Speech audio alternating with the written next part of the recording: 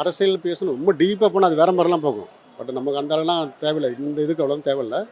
அவங்களுடைய எண்ணங்கள் வந்து காவி வந்து அதான் சொல்கிறாங்களே ஒரே நாடு ஒரே மதம்ன்றாங்க இல்லையா, அந்த அந்த ஒரு அவங்களோட அது ஒரு சித்தாந்தமாக வச்சுருக்காங்க. அவங்க ஆர்எஸ்எஸ் சிஸ்டத்தோட வந்து எல்லாம் ஒரே மதமாக இருக்கணும், இந்த இந்த நாட்டை வந்து இந்து நாடாக்கணுன்ற மாதிரி பண்ணுறாங்க. பட் எல்லா இடத்துலையும் பட் தமிழில் அதெல்லாம் பண்ணவே பண்ணுவேன். அதனால தான் அவங்களுக்கு தமிழ் மீது தமிழ் மக்களுடைய வெறுப்பாக இருக்காங்கல்ல.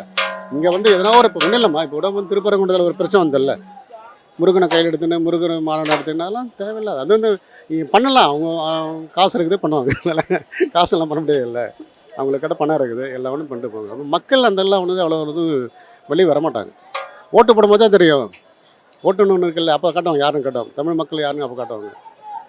அது 100% உண்மைதான். அது ஒரு மதவாத கட்சிமா. இது எல்லா மதமும் நம்ம ஒன்றா எல்லாரும் அண்ணன் தம்பியாக பழகிட்டு இருக்கோம். அது மதவாத கட்சி. அதனால இங்கே யாரும் ஏற்றுக்கிற மாட்டாங்க. பார்லிமெண்ட்டில் 40க்கு 40 ஒரு சீட்டு வர முடிஞ்சு அவங்களால. இதுதான் இந்த நிலைமை, இதுதான் எப்போவுமே இந்த நிலைமை தான். அப்புறம் பாஜக சொன்னாலே காவி எல்லாம் ரெண்டும் ஒன்று தானம்மா.